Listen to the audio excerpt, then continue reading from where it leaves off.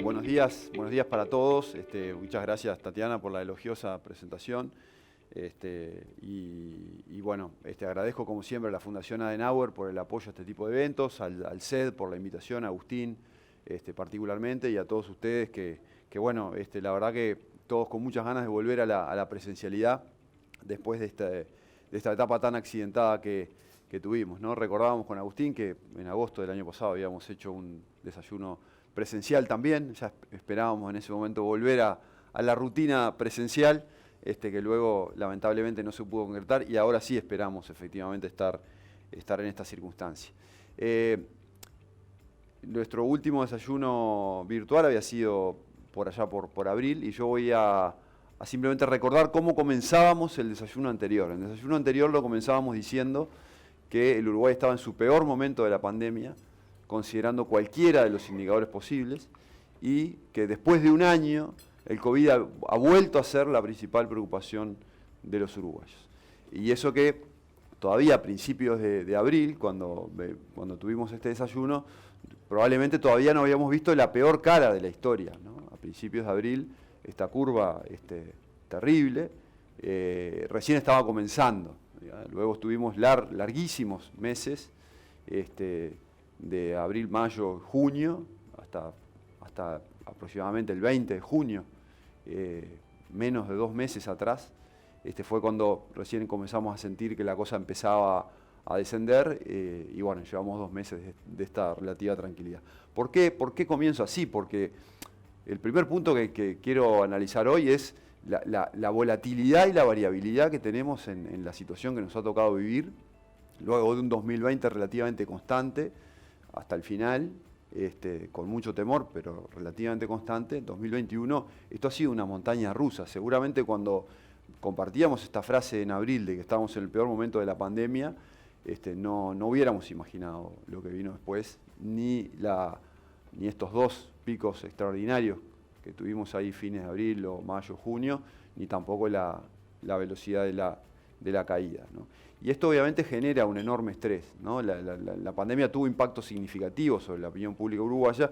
Quizá uno de los más relevantes es el cambio constante en las prioridades es fuente de incertidumbre y estrés colectivo. Creo que si una palabra puede definir el humor colectivo en estas épocas, tiene que ver justamente con la incertidumbre.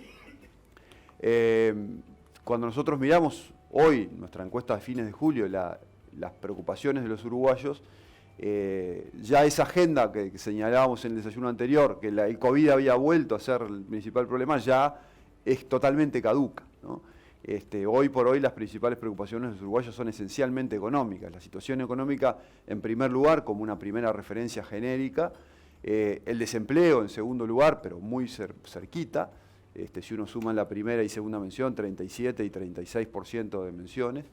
La inseguridad en un tercer lugar, que sigue sumando 22, pero fíjense que el primer tramo de la barra, que es la gente que dice la inseguridad como principal problema, es apenas el 5% de la población, algo increíble realmente si nos hubieran contado esto hace un par de años. El COVID en cuarto lugar, los problemas sociales, la suba de precios, la inflación. Si uno suma las dimensiones económicas, situación económica, desempleo, la suba de precios, los bajos salarios, uno tiene holgadamente más del 50% de la población hoy dice que el principal problema del país es efectivamente la economía. Entonces, esta agenda es claramente una agenda que se instaló con fuerza en el contexto de junio y con mucho más fuerza en el contexto de julio.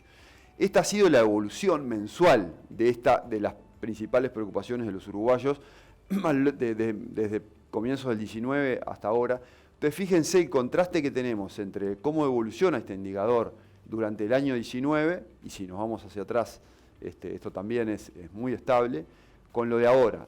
La agenda hasta el 19 era, en primer lugar, la inseguridad, holgadamente, más del 70%, en segundo lugar, bastante más bajo venía el desempleo, pero sobre todo una estabilidad, ¿no?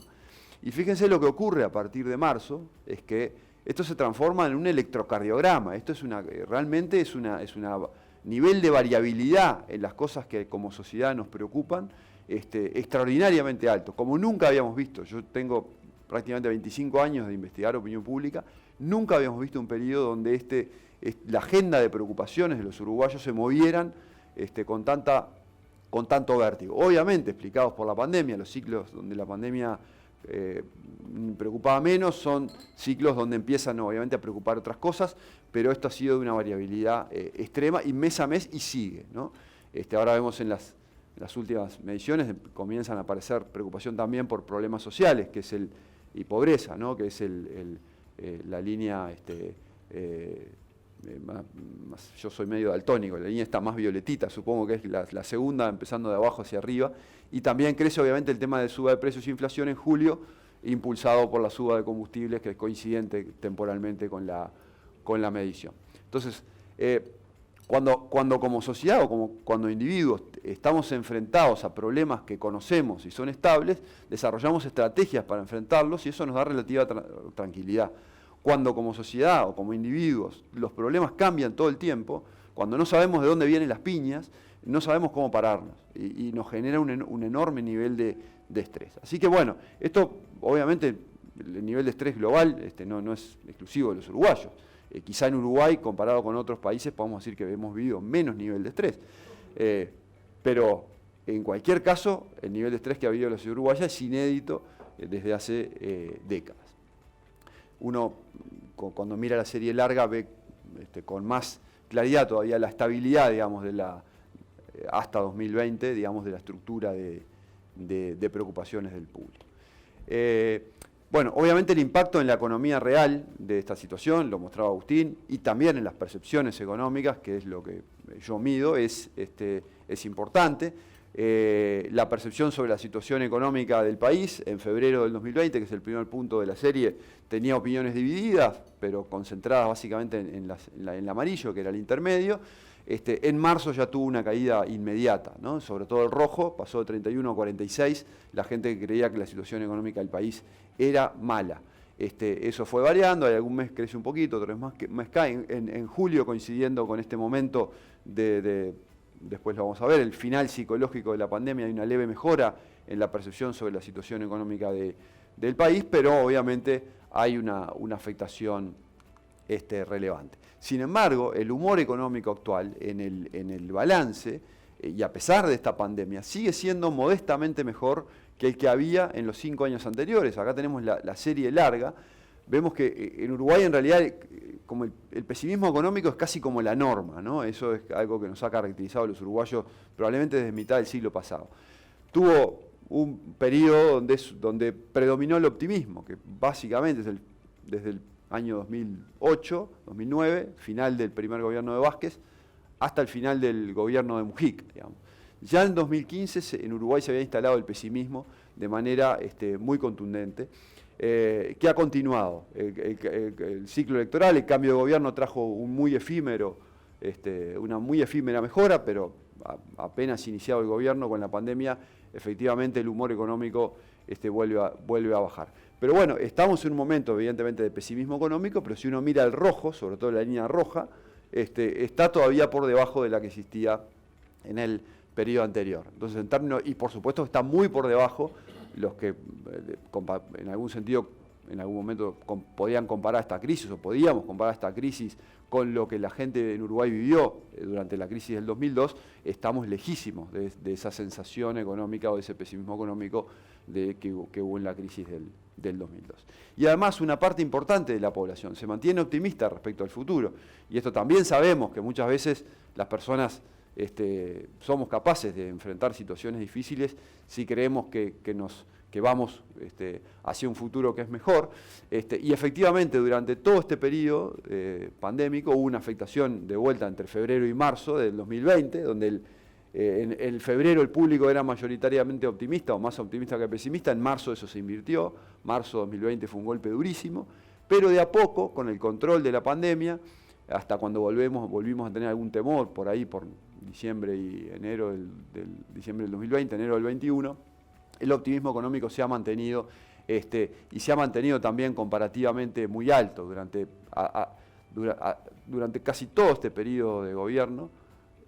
Hay más gente pensando que el año que viene será mejor desde el punto de vista económico que peor, y eso es totalmente distinto a lo que ocurrió en el quinquenio pasado, donde sistemáticamente, entre el 2015 y 2019, hubo más gente pensando que el año siguiente sería peor a gente que pensando que el año siguiente sería mejor. Estos niveles de optimismo son bastante comparables a los que hubo durante el gobierno de Vázquez y el gobierno de Mujica en términos de confianza en el futuro. Y la verdad que en la situación en la que estamos, saliendo de una pandemia, este optimismo colectivo es un valor extremadamente importante. Bien, y además, en perspectiva comparada, el consumidor uruguayo se mantiene más optimista que el resto de la región. Si nosotros miramos los índices de confianza del consumidor de la región, obviamente hay una afectación durante la pandemia, que se ve muy claramente ahí al comienzo de 2020, pero luego vemos en Uruguay una tendencia sistemática de crecimiento de la confianza del consumidor. Todavía estamos por debajo de los niveles prepandémicos, evidentemente, pero con tendencia al alza, y es el único país de la región que muestra una tendencia al alza en la confianza del consumidor, o por lo menos es el que lo muestra más rápidamente. En el corto plazo también Chile, que es el que había tenido confianza del consumidor más bajo, hay una recuperación fuerte en Chile en el último mes que pasa a Argentina. Argentina pasó a ser prácticamente ya el último de la clase y el que menos se recupera. Pero la brecha, digamos, entre la confianza económica en Uruguay y el resto de la región se acentúa en este último año. Bueno, estamos ya en la pospandemia. Bueno, muchos indicadores muestran que efectivamente el temor se redujo considerablemente. En primer lugar, la proporción del público que dice ya el COVID no me asusta nada, no estoy nada asustado, era del 20% en mayo, que era el mes donde más bajo de toda la pandemia, se duplica el 40% en junio y julio prácticamente. Es decir, la gente ya cada vez tiene menos temor frente al COVID y eso acompaña la idea de cuando uno pregunta a ver si el gobierno debería cerrar y prohibir más actividades o debería cerrar y prohibir más actividades o debería abrir más actividades, esta tensión constante en la que todavía obviamente estamos. Bueno, el cambio entre mayo y junio es radical. En mayo, la enorme mayoría, todavía un 39, decía el gobierno debe cerrar más actividades y un 34 debe mantener las decisiones de cierre que hay hoy. En junio ya esto, la gente que decía el gobierno debería abrir más actividades había aumentado de 19 a 39 y entre junio y julio esto aumenta al 47. Es decir, la sensación del público es es necesario abrir, ya sea porque se perdió el temor a la pandemia o por necesidades económicas o sociales o de cualquier tipo de abrir. Hoy esto ha crecido fuertemente. No unánimemente, fíjense que todavía el 41% dice hay que mantener la situación en la que estamos hoy, no es una situación demasiado cómoda para la toma de decisiones, pero efectivamente la idea de que hay que ir abriendo empieza a ser claramente mayoritaria. Y sin embargo, aún mucha gente, estas son preguntas interesantes que pusimos en nuestra última encuesta, para mucha gente el retorno a su normalidad está siendo muy gradual y cuidadoso. Le preguntamos a la gente si ya había retomado sus rutinas habituales a nivel laboral, a nivel social familiar y a nivel social con amigos, ¿no? Y nos encontramos, y si la había retomado totalmente, parcialmente, poco o nada, y nos encontramos con algo relativamente ambivalente. En términos de actividades laborales, los verdes, que son los que retomaron total o la mayor parte de sus actividades prepandémicas, es donde más se abrió, digamos, 41% contra 31% que dice que retomó poco o nada sus rutinas. Algunos quizás no las retomen porque obviamente quizá este pasaje al teletrabajo sea la constante, entonces hay algunas rutinas que no se van a retomar. Pero en el aspecto social, por ejemplo, actividades sociales en familia, solo el 19% dice que había retomado estas actividades total o parcialmente, un 59% que no, y actividades sociales con amigos, solo un 12% dijo que sí, mientras un 70% dijo que no. Estas últimas dos tienen relaciones muy fuertes con la edad. Entre los jóvenes sí se ha habido un retorno ya muy rápido a recuperar la actividad social. A medida que aumenta la edad, los retornos a la actividad sociales han sido más bajos. Entonces la sociedad todavía sigue estando abriendo, sí, sintiendo que esto está terminando o está controlado en algún sentido, pero todavía actuando de forma más cautelosa, por lo menos de lo que yo esperaba encontrar como respuesta. Bueno, en el plano político, como ya hemos analizado muchas veces, la pandemia prolongó la luna de miel con el gobierno, aunque esto podría estar terminando, ¿no? La última encuesta de equipos de fines de julio mostraba una aprobación al presidente de 47%, un neutro del 20% y una desaprobación del 32%. Es una medición significativa, muestra una caída de 8 puntos respecto a la medición de junio, en la aprobación, un aumento de 4 en la desaprobación. Si uno lo compara con mayo, la caída es de 13 puntos en la aprobación y un aumento de 8 en la desaprobación. Es una medición importante la de julio porque es la primera medición donde la aprobación del presidente está por debajo del 50%. Es la primera medición en la cual la aprobación del presidente está por debajo de su nivel de votación en la segunda vuelta, que fue 49%, que puede considerarse como su base de apoyo original, digamos, de máxima. La de mínima sería la votación en primera vuelta.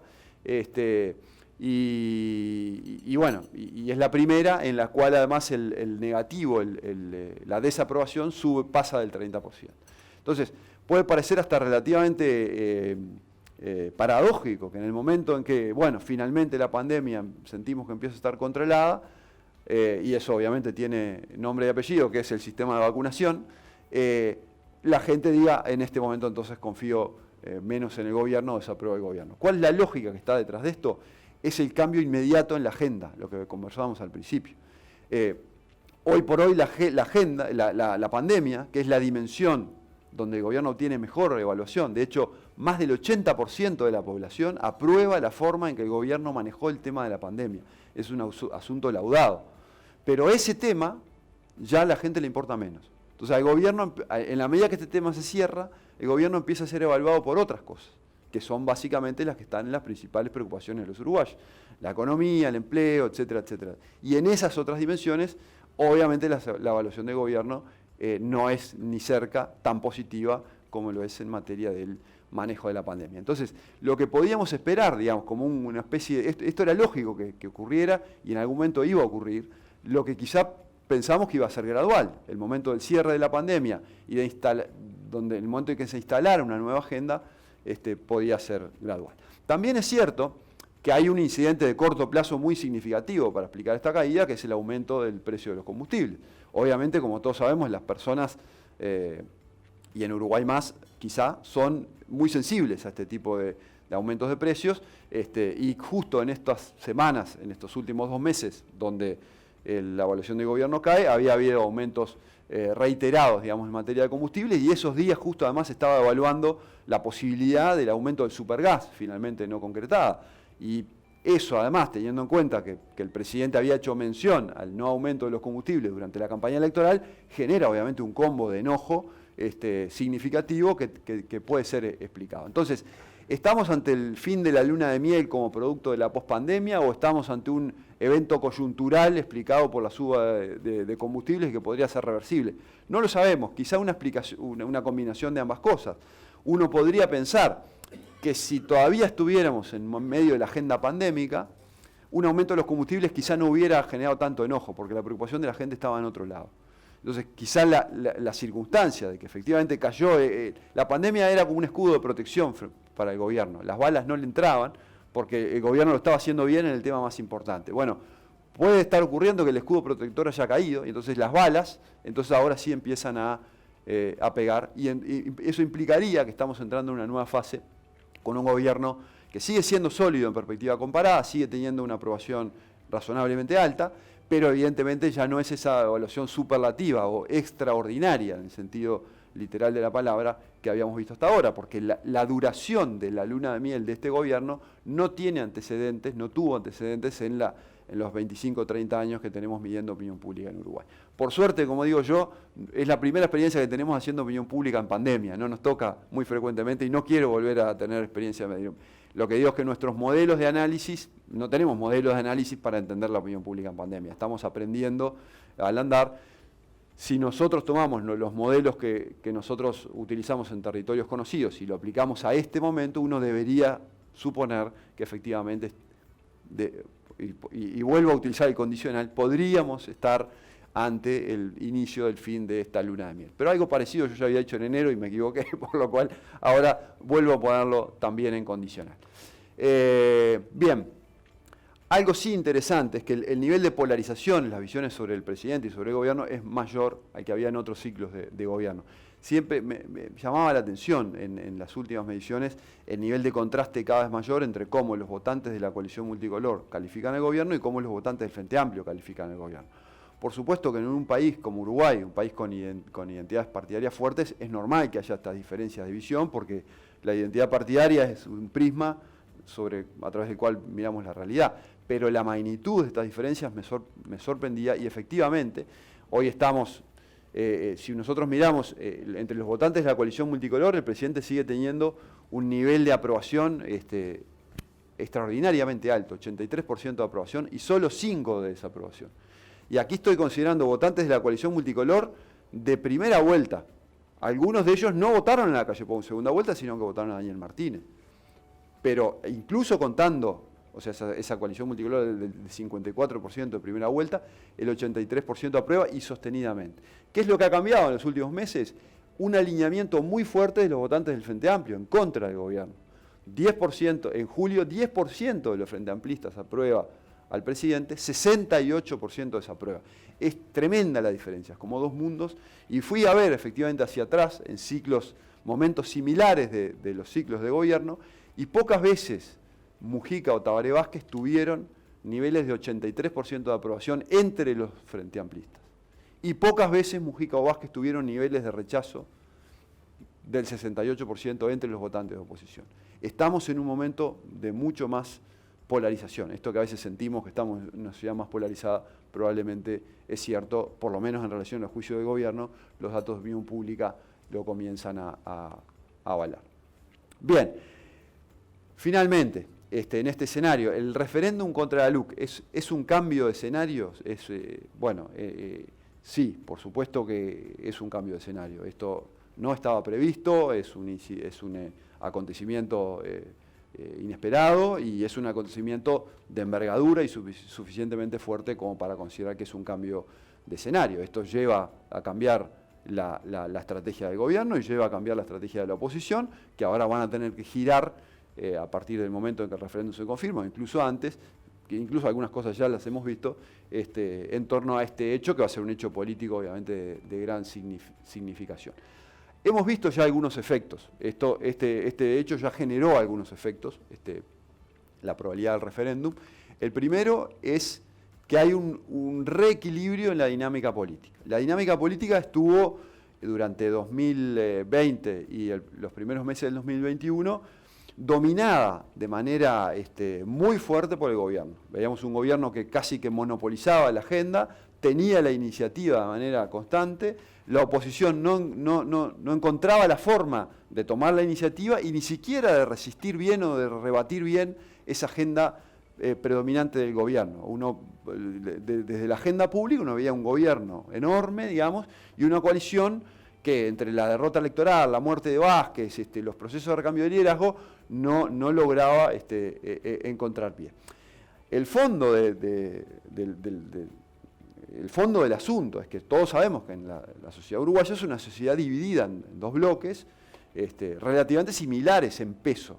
Entonces no era razonable que se mantuviera durante tanto tiempo un desequilibrio en la agenda donde una de las mitades tuviera tanta hegemonía sobre la otra. Eso se ha dado también en el pasado, en algún momento del gobierno de Mujica, pero esos procesos duran poco tiempo, porque al final los balances, cuando las hinchadas son parecidas, al final los balances siempre se encuentran. Entonces, esto fue un hecho que marca para el gobierno el reconocer en la oposición, hay una oposición bien plantada, hay que mirarlo con más respeto, esto no es porque había algunos que parecían creer que porque el presidente tuviera 60% de aprobación, eso era 60% de intención de voto, 60% de... No, muchos frente amplistas apoyaban al gobierno porque lo estaba haciendo bien en el marco de la pandemia, pero no implicaba un cambio, digamos, de hinchada. Esas cosas son difíciles que ocurren. Y también, obviamente, en la oposición, un reconocimiento de mirarse entre sí y decir, estamos bien plantados en la cancha. Efectivamente, y eso reequilibra la dinámica política. Cohesiona el Frente Amplio, le da un factor de cohesión que no había sido muy común, digamos, en en los meses previos. Ya estoy hablando de probablemente desde 2018 quizá, no había sido muy frecuente encontrar elementos de cohesión dentro del Frente Amplio. En este contexto lo encuentra. Mejora el vínculo, no solo a la interna del Frente Amplio, sino entre el Frente Amplio y el PIT-CNT, y entre el Frente Amplio y las organizaciones sociales, que también había sido relaciones muy complejas. Incluso en la estrategia, en la definición de la estrategia para enfrentarse a la LUC, había habido ruidos muy grandes entre el Frente Amplio y el PIT-CNT, y entre el Frente Amplio y las organizaciones sociales. No se ponían de acuerdo en una estrategia. Bueno, finalmente se pusieron de acuerdo en dos estrategias. Unos iban contra toda la LUC, otra contra algunos artículos. El Frente Amplio no quería recoger firmas contra artículos que había votado, finalmente lo terminó aceptando. Bueno, todos esos ruidos de origen, en este contexto, se disipan como consecuencia del éxito en el proceso de recolección de las firmas. Fortalece liderazgos dentro del Frente Amplio. Esto es interesante porque los distintos líderes del Frente Amplio tomaron posturas distintas en relación al proceso de recolección de firmas. Y obviamente el éxito del proceso mejora la imagen de aquellos que lo impulsaron ese proceso con más vehemencia, que es el caso de Óscar Andrade, que en nuestra encuesta de junio había mejorado significativamente. Era la primera vez que veíamos la imagen de un líder político que está en tarea parlamentaria crecer en este periodo de gobierno. Tuvimos un descalce muy grande, tanto en la coalición multicolor como en el Frente Amplio, entre los líderes que asumieron cargos ejecutivos, que vieron crecer su imagen, todos, casi todos, y los líderes que quedaron en el legislativo, cuya imagen se estanca. En el gobierno es muy claro, Álvaro Delgado, Javier García, Beatriz Argimón, obviamente el presidente de la calle Pou, todos mejoraron, Ernesto Talvi en su momento, todos mejoraron significativamente su imagen. Los líderes de la coalición que quedaron en el Parlamento, el caso de Manini Ríos, de Juan Sartori, no mejoraron su imagen. Y en el Frente Amplio ocurrió lo mismo. Los líderes que habían asumido cargos ejecutivos, Carolina Cos y Yamandu Orsi, habían mejorado su imagen. Los líderes que habían permanecido en el Parlamento, que eran Andrade y Vergara, no habían mejorado su imagen. Esto le da a Andrade una pista, digamos, de crecimiento de imagen importante. Y eso ya ocurrió, es una cosa que ya ocurrió en junio. No sabemos ahora en qué medida estos incidentes con Andrade de hace un par de semanas pueden haber afectado su imagen. Mi presunción es que no debería afectar demasiado, pero bueno, lo veremos en todo caso en la encuesta siguiente. Y después, un efecto muy importante, y va en línea con lo que era la última placa de Agustín de hoy. El proceso de recolección de firmas y la concreción del referéndum canaliza institucionalmente el disenso, el conflicto, la divergencia. Es decir, en toda sociedad, y sobre todo en sociedades estresadas como la que estamos viviendo, obviamente hay gente enojada, molesta, discrepante con el gobierno o con la marcha de las cosas. Cuando estos núcleos de población discrepantes, enojados, molestos, no encuentran formas de expresarse, cuando los partidos políticos a veces no canalizan estas demandas, etcétera, es que surgen la movilización social. La movilización social muchas veces es pacífica y muchas veces degenera en violencia. A veces porque la propia manifestación degenera en violencia, a veces porque la represión sobre la manifestación degenera en violencia. Eso está pasando hoy en el mundo, es así. Uruguay tiene esto que es maravilloso, que son los instrumentos de democracia directa. Es decir, bueno, señor, usted está desconforme con la marcha de las cosas, perfecto, junte 25% de las firmas del padrón y todo el mundo decide sobre lo que usted está desconforme o no desconforme. Y eso es lo que ocurre en Uruguay. Entonces, la canalización, y ese mecanismo está aceptado por todo el mundo, nadie lo cuestiona, es así, lo han utilizado unos y otros, lo utilizó Jorge Larrañaga en la última elección, con otros fines, ahora lo utiliza el Frente Amplio, el PIT-CNT. Todo el mundo acepta las reglas de juego y eso aplaca los ánimos en el sentido más genérico, y el Uruguay una vez más muestra una señal de madurez institucional que decía Agustín hoy. Eso no impide, por supuesto, que no vaya a haber manifestaciones, etcétera, pero obviamente aplaca mucho los ánimos porque hay una canalización institucional que está presente. Bueno, ¿qué se vienen en los meses durante el proceso de campaña del referéndum hasta, suponemos, marzo, en el entorno de marzo del año que viene? ¿Qué vamos a ver de acá a marzo? Bueno, vamos a ver mayor polarización.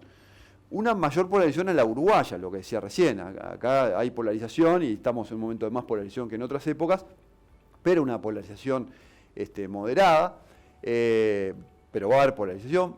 Va a haber también mayor cohesión en la coalición de gobierno, esto también ya lo vimos. Este proceso cohesionó al Frente Amplio, pero también va a cohesionar la coalición. Y ya vimos inmediatamente la generación de una mesa de coordinación en la coalición, y vamos a ver durante el proceso de campaña una coalición, porque la ley de urgente consideración es un artefacto de los 5 partidos de la coalición.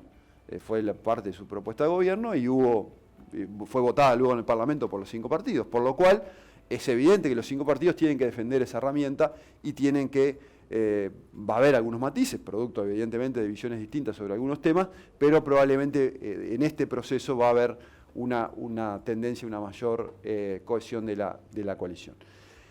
Yo creo que el debate que vamos a tener sobre la LUC, yo no tengo grandes expectativas sobre la calidad de fondo de ese debate. Me parece que la instancia que organizó el CED hace un tiempo, hace unas semanas, fue una muy excelente instancia y ojalá ese sea el tipo, en calidad y en forma del debate que vamos a tener hacia adelante. Yo creo que va a ser difícil mantener un debate de ese tipo en forma por esta tendencia de la polarización que hablaba, pero en el fondo del asunto, porque yo creo que es muy difícil discutir una ley tan amplia en profundidad. Y yo creo que en última instancia los temas que les conviene discutir al gobierno son distintos a los temas que les conviene discutir a la oposición. Entonces puede ser que cada uno termine hablando de lo que quiere y que no haya tantas instancias de cruce, ¿no? Sino que sean como 2 campañas en paralelo. Yo te hablo de todo lo bueno de la LUC, que es ABC, y yo te hablo de todo lo malo de la LUC, que no es ABC, sino que es CDE. Y bueno, puede pasar.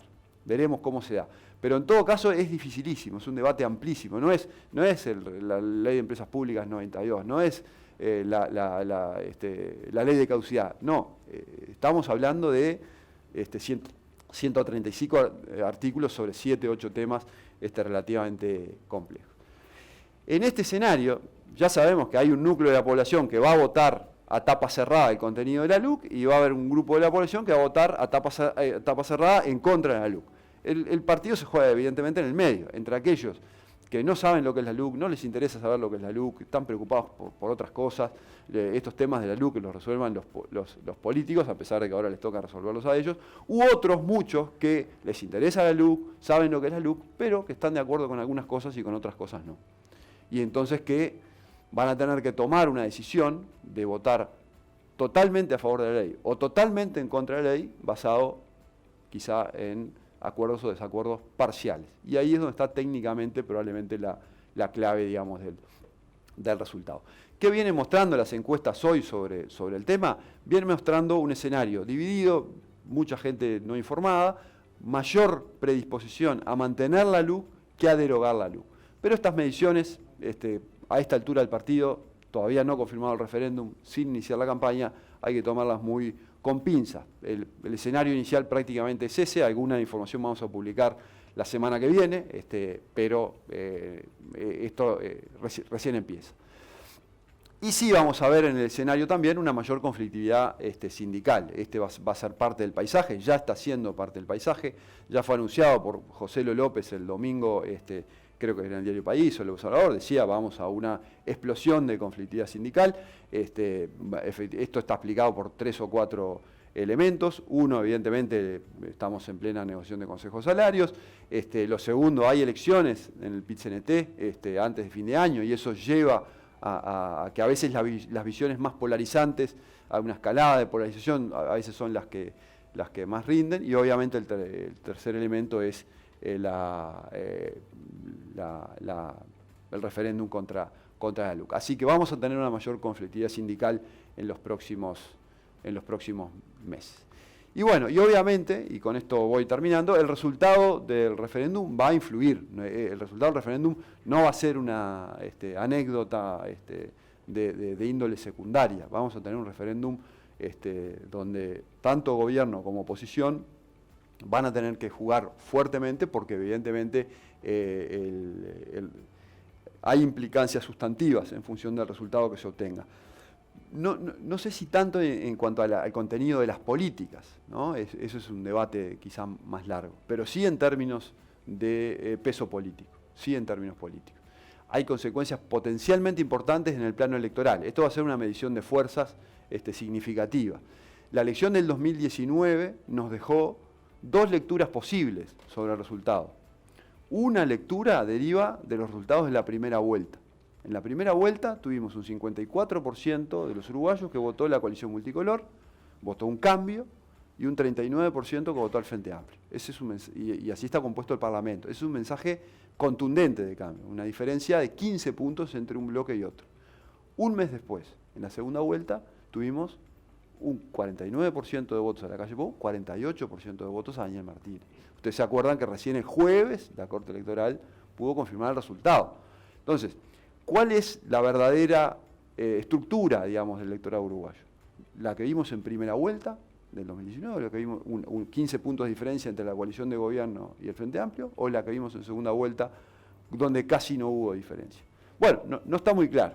No está muy claro y tampoco está muy claro mi sensación, avalado con alguna encuesta, es que es una cuestión intermedia, ni tanto ni tampoco. ¿Cómo estamos hoy, después de 2 años de pandemia, con un gobierno que fue bien evaluado, pero que aparentemente podría estar en riesgo de perder su escudo protector? ¿Cómo vamos a llegar al año que viene? No lo sabemos, pero va a ser efectivamente el referéndum una medición de fuerzas muy clara. Si la ley de urgente consideración se mantiene, esto va a reforzar al gobierno en su confianza, le va a reforzar la sensación de que su mandato fue renovado, y va a impulsar con energía creciente su agenda. ¿Ok? Eso es bastante claro que el mensaje va a ser ese. En cambio, si la ley de urgente consideración es derogada, va a ser un mensaje muy positivo para la oposición, que se va a ver claramente fortalecida, y un mensaje de tirón de orejas claro para el gobierno, y probablemente pueda llegar a incorporar incluso algunas tensiones mayores en el funcionamiento de la coalición de gobierno. Entonces, en definitiva, el resultado no es... el resultado de la LUC, los efectos del resultado del referéndum van mucho más allá de los efectos que pueda tener la LUC funcionando o no en la sociedad uruguaya. Tiene también efectos políticos que pueden ser significativos. Y el último punto es que, así como les mencionaba recién lo de Andrade, las campañas electorales, como van a ser lo que vamos a ver, son oportunidades y pueden ser amenazas para las trayectorias políticas y la emergencia de nuevos liderazgos. No sé si ustedes se acuerdan, en el año 96, el plebiscito por la reforma constitucional, una reforma constitucional pactada entre todos los partidos, e incluso negociada por el doctor Tabaré Vázquez, por el Frente Amplio, que junto con Sereñi eran los negociadores. Finalmente, a último momento, Vázquez cambia de estrategia, dice: yo no apoyo la reforma constitucional. Quedaron Partido Nacional, Partido Colorado y el sereñismo apoyando, el sereñismo más con el astorismo, etcétera, apoyando la reforma constitucional, y Vázquez solito del otro lado, diciendo: yo no apoyo la reforma constitucional. La reforma gana, como estamos acostumbrados en Uruguay los referéndums, 50-1, 50-3 creo que fue. Vázquez queda él solito representando casi la mitad de los uruguayos, y fue, no digo su lanzamiento porque ya era un político avesado en ese momento, pero sin duda tuvo un impulso enorme a su carrera política en ese plebiscito. ¿A qué voy con esto? A que estas campañas pueden ser aceleradores o amenazas o trampas para la construcción de carreras políticas en un momento en el cual en el Uruguay estamos en pleno proceso de renovación del liderazgo político en términos de candidaturas. El oficialismo tiene una situación de renovación de carreras políticas fuerte. ¿Quién va a ser el candidato del Partido Nacional en 2024? Hay muchos nenes para ese trompo, como decimos por acá. En el Partido Colorado, sin duda, también hay necesidad de renovación de candidaturas. Quizá el que tiene la situación potencialmente más resuelta es Cabildo Abierto. Y en el Frente Amplio, por supuesto. Quizá el Frente Amplio en esto tiene cierta ventaja respecto al Partido Nacional y al Partido Colorado porque ya tiene un menú de candidatos que ya fueron candidatos en el 2019, ¿no? Y ahí tiene un menú con algún incorporado, digamos, del cual partir. Pero en todos los partidos hay desafíos de renovación de liderazgos y la forma en que todos estos candidatos se paren en esta campaña va a ser relevante. Y con esto lo que quiero decir es que las acciones que veamos también en este referéndum, en la campaña de este referéndum, hay que mirarlas con relación específicamente al referéndum, pero muchos de ellos también van a estar mirando con luces largas a 2024 porque puede haber oportunidades o trampas para muchos de ellos para la elección que viene. Bueno, muchas gracias.